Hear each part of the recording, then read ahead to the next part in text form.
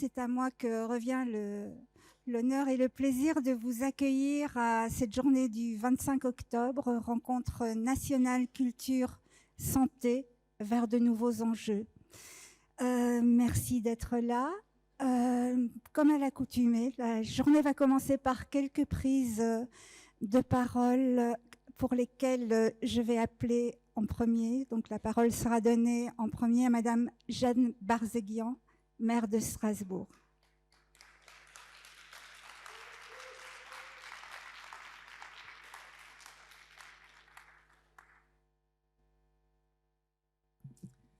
Merci beaucoup. Bonjour à toutes et à tous. Permettez-moi tout d'abord d'adresser quelques salutations. Saluer Madame la directrice générale de l'ARS Grand Est, Virginie Quéré.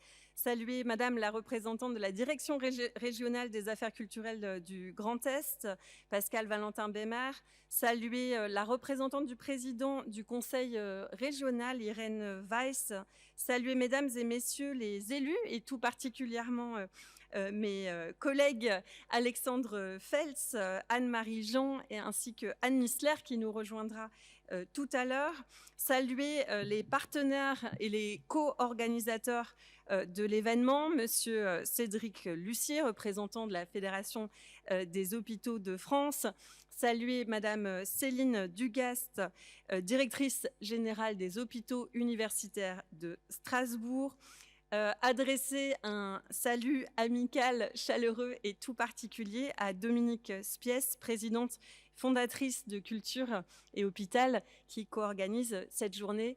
Vous souhaitez la bienvenue, mesdames et messieurs, chers amis. D'abord, vous dire mon plaisir, mon grand plaisir de pouvoir accueillir dans notre belle capitale européenne ces premières rencontres nationales culture santé qui rassemblent, et je vous en remercie, des personnes, des témoignages, des actions de haut niveau qui nous inspireront tout au long de cette journée. Accueillir ces rencontres nationales à Strasbourg relevait de l'évidence. D'abord parce que Strasbourg est, par son histoire et sa tradition, une ville pionnière et innovante en matière de politique de santé, un rôle de ville protectrice des habitantes et des habitants qui nous tient à cœur, et nous ne cessons d'explorer de nouveaux champs pour améliorer la santé publique. 10 ans après le sport santé sur ordonnance, devenu depuis dispositif national, gardons-le en tête pour aujourd'hui. 6 ans après l'ouverture des salles de consommation à moindre risque. 1 an après les premières expérimentations autour de l'ordonnance verte pour les femmes enceintes, la ville de Strasbourg souhaite, avec vous, se pencher sur les liens vertueux entre culture et santé. Accueillir ces rencontres était une évidence également, car l'accueil de ces rencontres sur le thème vers de nouveaux enjeux, les arts et la culture dans la promotion de la santé, la prévention, la prise en charge et le traitement des maladies, s'inscrit dans une séquence riche sur notre territoire, avec l'exposition au temps du sida, au MAMS, le musée d'art moderne et contemporain de Strasbourg, exposition que vous pourrez découvrir ce soir, mais aussi avec le concert de l'Orchestre symphonique des médecins de France que nous avons la grande joie de pouvoir accueillir ce week-end, les 28 et 29 octobre, au Palais des Fêtes. Chers amis, ces rencontres nationales culture santé, je le sais, feront date. Cela fait des siècles que l'humanité constate les bienfaits des arts et de la culture sur le bien-être et la santé, notamment mentale. Et cela fait des décennies que différentes études sont menées sur le sujet. Partout en Europe, des expérimentations et projets sont lancés et prouvent leur efficacité. Mais c'est la première fois, ici, que nous allons rassembler ces travaux et échanger sur la nécessité d'une politique publique en la matière. En effet, nombre de personnes ici peuvent témoigner d'initiatives passionnantes dont les résultats positifs sont avérés.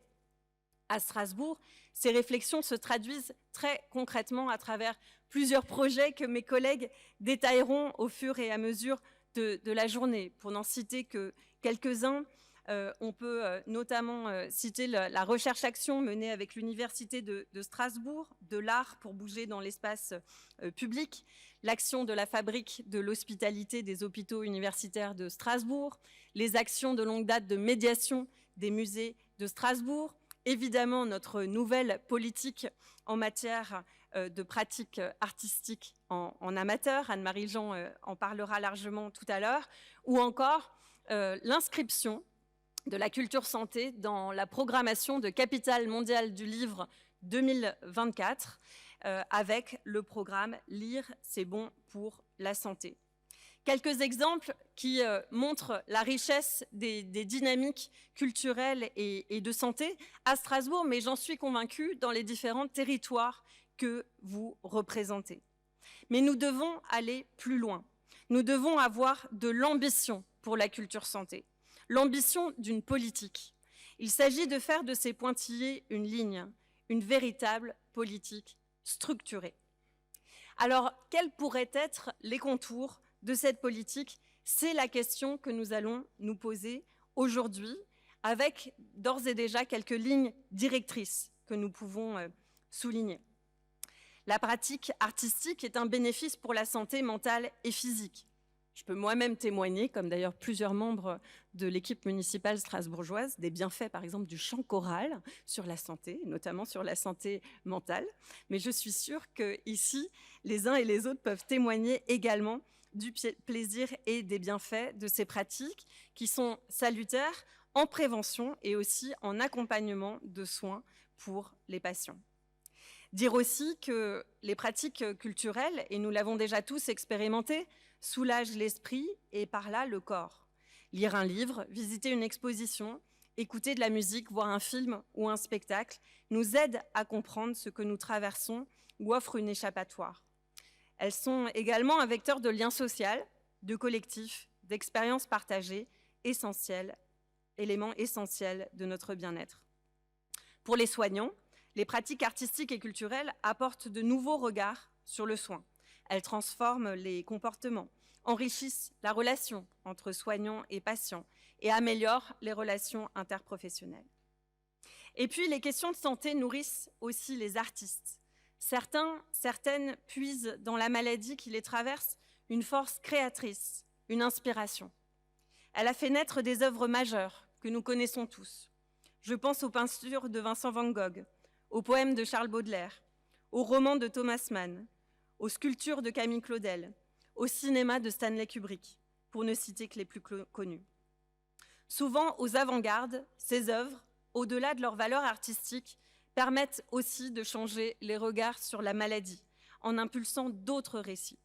Elles accompagnent et soutiennent des luttes, comme les œuvres présentées dans l'exposition Au temps du sida, et aident à l'inclusion de celles et ceux que ces maladies parfois discriminent.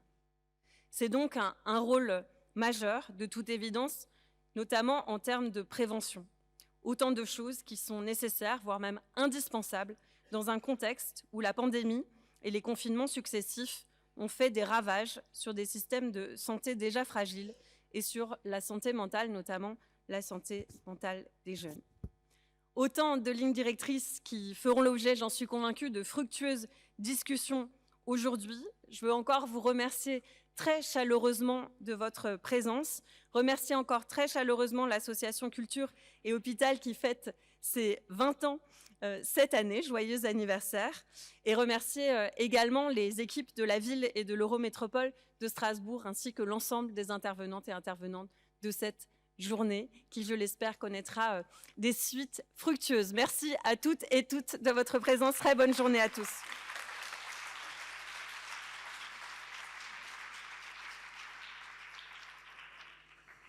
Merci Madame la maire. J'appelle maintenant Dominique Spiès, présidente et fondatrice de Culture et Hôpital, la grande ordonnatrice de cette journée, et je vous promets qu'elle s'est dévouée corps et âme. Et oui, petite.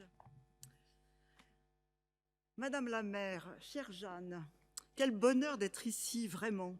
Merci pour ces mots de bienvenue, pour l'accueil de cette journée, comme vous l'avez dit, dans cette magnifique capitale. Une journée qui aura nécessité près de 2 ans de préparation avec vos services. Co-organiser les rencontres nationales culture et santé confirme bien la place de Strasbourg en tant que pionnière dans les questions de santé. Alors vous vous doutez bien que l'organisation d'une journée comme celle-ci a de nombreux contributeurs à remercier. Afin de ne pas prendre du temps de parole aux personnes qui vont me succéder et surtout de nous permettre de déjeuner à l'heure, je vous propose d'en remercier une partie ce matin et une autre partie ce soir. Mais je remercie en premier lieu les élus de la ville. Vous les avez cités, Madame la maire, Monsieur Alexandre Fels, Madame Missler, Madame Anne-Marie Jean. Je remercie la Cité de la danse et de la musique qui nous permet de nous réunir aujourd'hui. Je remercie également le ministère de la Culture, la Fédération hospitalière de France et l'ARS Grand Est pour leur présence et leur soutien. Sans oublier Eurocos, Humanisme et Santé, l'Orchestre symphonique des médecins de France, que nous aurons le plaisir d'écouter dans quelques instants, les médiathèques de la ville de Strasbourg, que vous avez déjà rencontrées pour vous accueillir, le musée d'art moderne et contemporain, qui va nous accueillir ce soir pour une visite privée. Et surtout, un immense merci aux intervenantes et aux intervenants qui se produisent aujourd'hui sur ce plateau. Évidemment, merci à vous qui êtes là. Nous sommes près de 300 congressistes inscrits ici à Strasbourg et tout aussi nombreux à distance, partout en métropole. Se sont connectés la Nouvelle-Calédonie, la Réunion et aussi le Québec, car ces rencontres-là sont transmises en direct. L'enjeu de ces rencontres, c'est de nous questionner tous, amorcer des discussions, lancer des axes de travail, en un mot, constituer des groupes qui se pencheront dans les années à venir sur tout ce que nous allons initier aujourd'hui. Pour nous guider, 2 grands témoins assisteront à nos échanges qui nous restitueront en fin de journée. Je remercie Arnaud Bubec et Cédric Lucier. Et nous serons accompagnés toute cette journée par Véronique Leblanc, que je remercie 1000 fois et très chaleureusement. Alors, pour en revenir aux thématiques de ce congrès, parce que je crois quand même qu'on est ici pour ça, j'aimerais retracer avec vous rapidement, vous avez parlé de millénaires, je vais commencer à Hippocrate, mais je vais essayer d'être rapide quand même depuis Hippocrate, l'histoire de ce rapprochement entre culture et santé, afin que nous voyions le chemin parcouru et celui qu'il nous reste à faire. Bon, on remonte à Hippocrate. Hippocrate, comme vous le savez, jouait de la musique pour soigner les patients atteints de mélancolie, mélancolie que nous appellerions aujourd'hui dépression. Que l'enchantement musical puisse servir la guérison, c'est le principe d'ailleurs des chants chamaniques, ce n'est pas nouveau. Et comment expliquer alors que tout reste à inventer? Il est intéressant et très curieux de constater comment culture et santé se sont côtoyés ces 20 dernières années sans prendre vraiment conscience qu'ils se faisaient écho et qu'ils cheminaient côte à côte sur des routes parallèles. Je ne vais prendre que quelques exemples dans notre histoire récente. En 1986, la Charte d'Ottawa au Canada confirme l'importance de la promotion de la santé dans la réalisation du développement social, économique et environnemental. Et quelques mois plus tôt, Jack Lang et Jack Rallit, respectivement ministres de la Culture et de la Santé français, organisaient une première conférence relative aux liens unissant la culture et la santé. Un autre exemple, 21 ans plus tard, en 2007, la déclaration de Fribourg en Suisse portant sur les droits culturels donne écho à la loi française du 2 janvier 2002 rénovant l'action sociale et médico-sociale. Et cette loi a pour vocation de garantir le droit des usagers, notamment sur les questions traitant de l'autonomie, de l'exercice de la citoyenneté, de la prévention de l'exclusion. Et je prends un dernier exemple pour illustrer ce parallélisme des démarches et des réformes. Alors que notre association Culture et Hôpital mettait en place en 2007 le premier réseau Culture Ville Santé en Île-de-France, créant les premières équipes mobiles artistes soignants, eh bien, était promulguée 2 ans plus tard, en 2009, la loi HPST, Hôpital Patient Santé Territoire, par le ministère de la Santé, qui organisait les parcours de soins. Alors attention aux acronymes qui vont suivre, parce que je vais vous parler du SROS et du SROMS. Le SROS, schéma régional d'organisation sanitaire préconise la coopération et la coordination entre les acteurs de l'offre sanitaire, sociale et médico-sociale. Tandis que le SROMS, schéma régional d'organisation médico-sociale, introduit une conception tout à fait nouvelle. En effet, elle élargit le concept de la santé à une prise en charge globale des personnes qui n'est plus strictement limitée aux soins. Alors, comment cela s'est-il traduit dans les établissements hospitaliers, dans les établissements médico-sociaux? Concrètement, les projets artistiques, les partenariats entre les différents acteurs de l'art, de la culture et de la santé se sont multipliés. Je dirais même ils se sont démultipliés. Nous pouvons affirmer aujourd'hui que la partie est gagnée. Les artistes ne sont plus perçus comme des personnes indésirables, voire perturbatrices, qui n'auraient rien à faire auprès des malades et des résidents. Nous parvenons à dissocier la pratique artistique et culturelle du loisir et de l'animation. Les médiations se sont diversifiées. Introduire un cirque dans un hôpital, un orchestre symphonique, pratiquer le rap n'est plus une difficulté, en tout cas, ce n'est plus inconcevable. La présence des artistes, les pratiques artistiques des patients à l'hôpital, leur donner l'expression, est reconnue désormais utile, voire devenue nécessaire. Oui, donc, à tous les niveaux, les artistes professionnels, les amateurs, les élèves des conservatoires, les étudiants des écoles d'art, jusqu'aux jeunes enfants des crèches qui poussent les portes des établissements gériatriques pour venir dessiner, oui, tous interviennent désormais dans les établissements de santé et médico-sociaux. Et cette énumération d'acteurs civils atteste de la dynamique exponentielle du rapprochement de la culture et de la santé ces dernières décennies.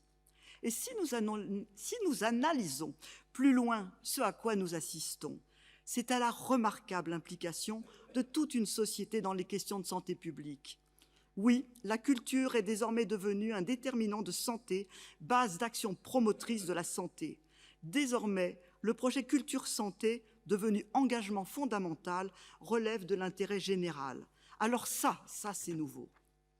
Nous avons trop longtemps associé l'art et la culture à l'hôpital comme la seule existence d'une pratique artistique exercée dans l'institution, la confondant même souvent avec l'art-thérapie. L'avenir des projets Culture Santé dépend de cette évolution et surtout des besoins de ceux qui les mettent en œuvre. Ces nouvelles attitudes mettent en lumière la nécessité de travailler autrement avec la ville, dans la ville. Pour construire ces transitions, il est important de pouvoir s'appuyer sur un débat qui traverse tous les secteurs, qui s'élargisse à l'ensemble de la société. Ces changements majeurs ne peuvent s'opérer sans une véritable adhésion citoyenne et sans que cela ne se fasse sur la base d'une appropriation des connaissances. Et c'est la mission que nous nous sommes donnée aujourd'hui, questionner. Nous n'apporterons pas forcément aujourd'hui de réponse, mais questionner est très important afin de pouvoir découvrir de nouveaux possibles. Alors, sans transition, je souhaite un joyeux anniversaire à Culture et Hôpital. Non, ne chantez pas tout de suite, vous aurez la fin de la journée. Qui fête aujourd'hui ses 20 ans, ce mois-ci ses 20 ans. Et bonne journée à toutes et à tous. Je vous remercie.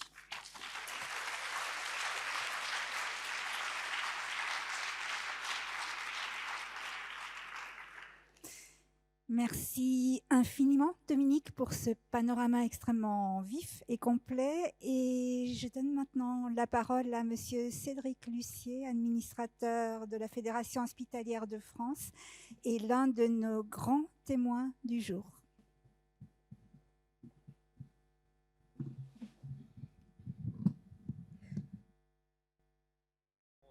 Également. Oui, j'avoue que j'avais fait l'allusion tout à l'heure et que je n'ai pas osé sur la scène.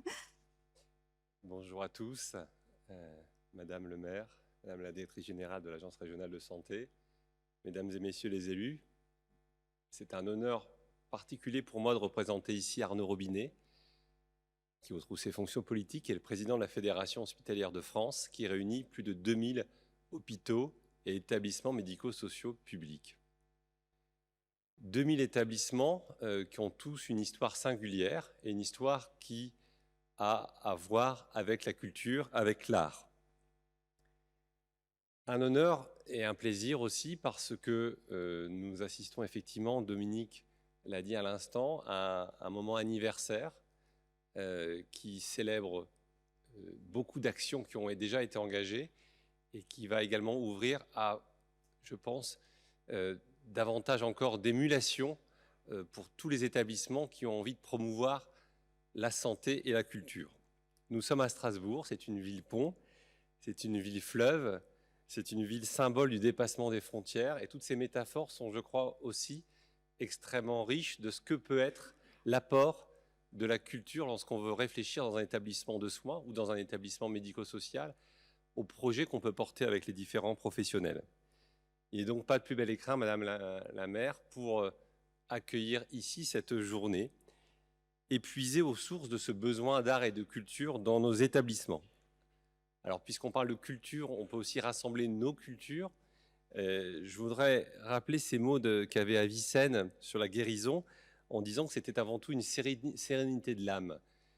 Et parce qu'on a peut-être dans les établissements une vision très axée sur les soins, par la nature des choses, on sait tous que la santé, c'est pas seulement le silence des organes, selon la vieille définition du professeur Le Riche, ou une définition plus générale, c'est effectivement un état collectif auquel, par toutes nos actions avant et au décours d'un séjour hospitalier, on doit contribuer. Vous le savez, pour tous ceux qui ont pu visiter notamment nos anciens hôtels-dieux, la culture était inscrite dans l'architecture même des hôpitaux, et la médecine, à mesure qu'elle s'est fortement transformée au cours des 2 derniers siècles, n'a pas occulté ce besoin de faire lien que la culture magnifiait. Ce lien de chaleur, d'humanité, de convivialité, de rencontre, c'est ce que procure tout projet culturel, et c'est aussi la raison pour laquelle il est si émouvant, quand on porte un projet, de donner la parole aux acteurs et de réaliser ce qu'ils veulent nous signifier par là. Il se trouve que j'ai la chance d'être le directeur d'un groupe d'un groupe hospitalier public qui comporte 4 établissements en Île-de-France, qui en construit un 5e sur le plateau de Saclay. Et on a évidemment interrogé les équipes en leur disant, il y a quelques années, on va construire le plus bel hôpital du monde, inventez un peu, donnez-nous ce que vous avez envie de construire comme projet. Et toutes les équipes, j'ai bien dit toutes les équipes, ont manifesté l'envie, au-delà de ce qui était strictement lié aux soins, de porter des projets qui avaient trait à la santé, c'est-à-dire qui dépassaient simplement l'aspect curatif pour porter des choses autour du soin. Et bon nombre d'entre elles m'ont interrogé à cette occasion, mais qu'est-ce qu'on pourra faire en plus en matière de musique? Quelles vont être les œuvres d'art qu'on va inscrire dans un bâtiment contemporain? Toutes ces questions-là, elles manifestent, je pense, un profond désir de culture. Et effectivement, Dominique l'a dit à l'instant, certes, les artistes sont des invités, mais ils ne sont pas assez invités. Et je pense que l'intérêt d'une journée comme la nôtre, c'est aussi de savoir dépasser un certain nombre d'obstacles, les obstacles du manque d'imagination, les obstacles du quotidien, les obstacles économiques, ça arrive aussi, et tout ce qui nous conduit de temps en temps à ne pas pouvoir dire avec enthousiasme oui à une proposition qui nous est faite. Donc, ce qui est aujourd'hui ici précieux, c'est certes de célébrer des idées généreuses et belles, c'est aussi de saluer le courage, la force, la force de conviction de tous les porteurs de projets. Et c'est aussi ce message que la Fédération hospitalière de France veut porter devant vous par ma bouche aujourd'hui. Félicitations à tous ceux qui nous aident à ajouter du sens au fonctionnement de la vie des hôpitaux comme des EHPAD. Merci à tous ceux qui nous aident à concevoir, au-delà des soins, une santé pour les résidents et pour les patients. Et à l'heure où l'économique tient nécessairement un peu la réflexion sur l'hôpital en l'état, merci aussi de cette vigilance que vous nous apportez pour donner, en quelque sorte, l'envie de dépasser les horizons convenus d'une action professionnelle pour y apporter beaucoup de bonheur et de joie, puisque c'est le témoignage le plus important qu'on peut ressentir des gens qui sont associés à la création d'une œuvre, ou qui sont spectateurs d'une œuvre, ou qui sont spectateurs de quelque chose qui est en cours de création. eh bien, c'est la joie qu'on peut lire dans le regard. Donc c'est ce regard sur lequel je voulais insister, en remerciant à nouveau les organisateurs du plaisir qu'il m'est donné de vous saluer ce matin.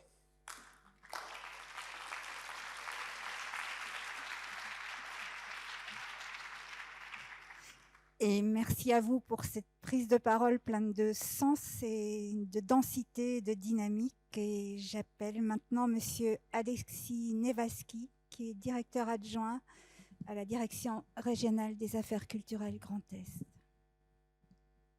Merci, Madame le maire, Madame la présidente, Monsieur l'administrateur, Madame la directrice générale de l'ARS de la région Grand Est, chers tous en vos grades et qualités. Alors vous voyez, je ne figure pas sur l'écran, mais alors je vais être assez bref.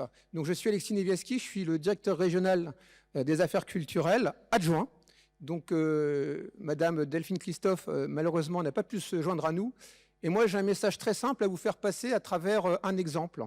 Ce message, il est vraiment très simple, vous allez voir. Dans quelques temps, en 2024, nous allons signer une nouvelle convention avec des appels à projets qui seront étoffés, qui permettront à plus de personnes d'y répondre. Et dans ces appels à projets, il y aura notamment la possibilité d'avoir des résidences. Et c'est là-dessus que je voudrais un petit peu m'étendre en 2 points, pour vous dire que c'est une dynamique double qui est très importante pour les ministères de la Culture.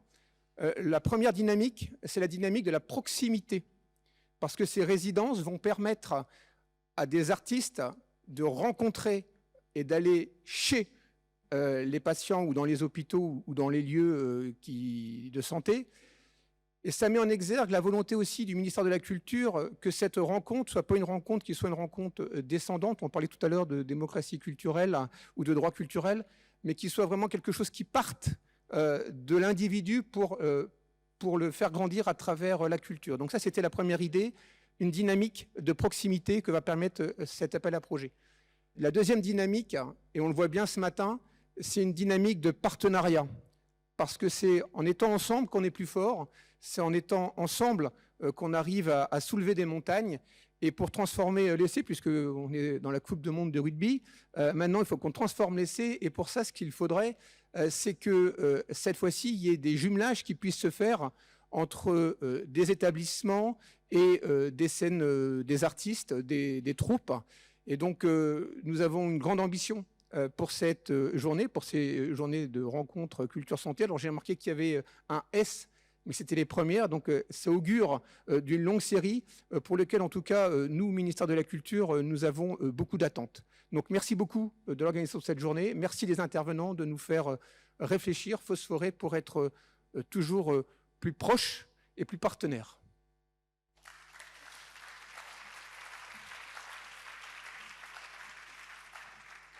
Merci, Monsieur Nevaski. Et pour conclure ces prises de parole officielles, la parole est à Madame Virginie Quéret, directeur général de l'Agence régionale de santé Grand Est. Merci beaucoup. Bonjour à toutes et à tous. Je m'associe bien entendu aux salutations et aux remerciements qui ont déjà été prononcés. C'est un vrai plaisir pour moi d'ouvrir ces journées. Je reviendrai en quelques mots effectivement sur notre implication, l'implication de l'État sur ces questions culture et santé. C'est aujourd'hui aussi pour nous du coup l'occasion de bien mettre en lumière les relations qu'entretiennent ces deux mondes, celui de la culture et de la santé. Sont des relations auxquelles je suis très attachée, vous comprendrez pourquoi. Et nous encourageons à l'Agence régionale de santé du Grand Est, avec nos partenaires, et en particulier la DRAC, comme l'a dit tout à l'heure son directeur adjoint, ces dynamiques locales avec nos partenaires des établissements de santé et des établissements médico-sociaux. En fait, cette politique publique de développement culturel en faveur des patients, donc qu'on appelle communément culture santé, elle fait l'objet d'une convention cadre entre les deux ministères, celui de la culture et celui de la santé, depuis 1999. Et effectivement, la loi de 2009 qui porte réforme de l'hôpital, elle a été citée tout à l'heure, nous a conféré aux agences régionales de santé la mission d'encourager et de favoriser l'élaboration d'un volet culturel au sein des établissements de santé. Et ça a été étendu en 2010 aux établissements sociaux et médico-sociaux. En 2016, on a une réforme territoriale et les conventions entre la DRAC et l'Agence régionale de santé, elle a donc été actualisée et elle a été reprise pour 2017-2021. Et à ce moment-là, on s'est déjà engagé, donc dès 2016, à développer une politique régionale, culture et santé, incitative, parce qu'on considérait finalement des deux côtés, côté culture et côté santé, qu'on avait une mission d'intérêt général.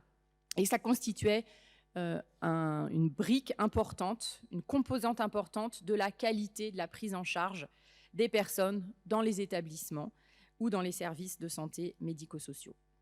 Et c'est la déclinaison de cette politique via cette première convention, sous la forme d'appel à projet, ça a été dit tout à l'heure, qui nous a permis la réalisation d'un certain nombre de projets. Et je sais que certains d'entre eux vous seront présentés aujourd'hui. Ce sont des appels à projets qu'on lance tous les ans, et ce au niveau régional.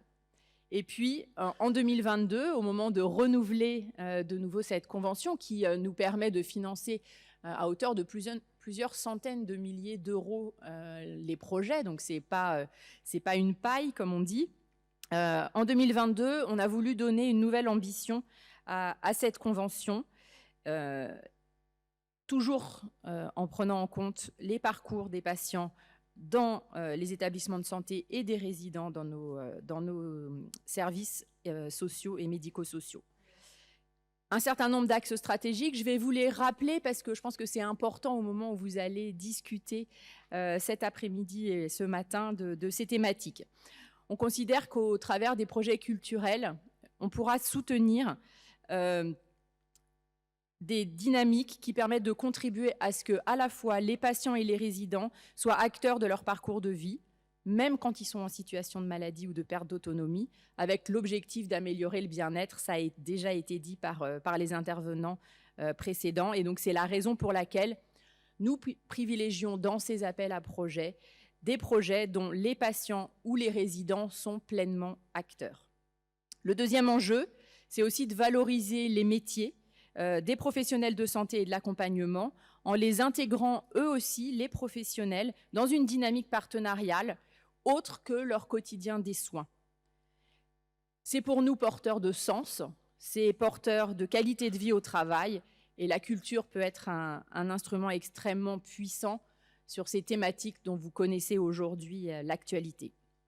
Et puis le troisième enjeu que nous portons avec la DRAC et le Conseil régional Grand Est pour ce nouvel appel à projet, c'est de renforcer effectivement l'approche territoriale. On veut que de plus petites structures puissent aussi en profiter en s'appuyant peut-être sur des structures un peu plus importantes qui sont en proximité et qui nous permettront de diffuser au niveau territorial les projets portés par des établissements de taille un petit peu plus importante. L'idée, c'est aussi d'inclure dans la cité des patients et des résidents, en veillant aussi à pouvoir étendre ces projets à des personnes qui sont suivies à domicile, mais qui relèvent aussi de soins ou d'accompagnement social et médico-social. Et puis l'objectif, bien entendu, de cette vision territoriale, c'est aussi de s'inscrire dans une dynamique de réduction des inégalités territoriales. On s'y attelle dans nos projets régionaux de santé en matière de santé et on considère que nous avons là un levier via les activités culturelles et artistiques d'approcher ou de réduire ces inégalités territoriales. Voilà, donc je tenais aussi, avant de conclure, à remercier les équipes des établissements et les artistes qui sont déjà engagés dans cette démarche, puisque, comme je vous disais, on est en train de renouveler une convention qui, en tout cas, à l'échelle du Grand Est, existe maintenant depuis 2017 et qui ont d'ores et déjà contribué à produire pour les patients et pour les résidents tous les bénéfices qui ont été signalés tout à l'heure. Ça nous amène aussi, cette dynamique, à encourager des collaborations, des partenariats. Le directeur adjoint de la DRAC l'a dit tout à l'heure, à repenser aussi les approches traditionnelles. Il a évoqué ce sujet des résidences. Mais en tout cas, il nous faut une impulsion collective pour continuer à avancer et peut-être redynamiser aussi ces travaux. Voilà, donc on va faire évoluer les projets éligibles. Je pense que les conclusions des travaux que vous ferez aujourd'hui vont nourrir aussi la manière dont on pourra revoir la manière de présenter nos appels à projets et puis aussi ensuite de choisir les dispositifs qui seront mis en place. En tout cas, cette journée, moi, je la vois comme synonyme d'impulsion pour nous tous, et puis d'implication aussi de tous ceux qui, d'ores et déjà, travaillent à améliorer la santé et le bien-être de chacun et vont poursuivre leur action en ce sens. Merci beaucoup de votre attention et belle journée de travail.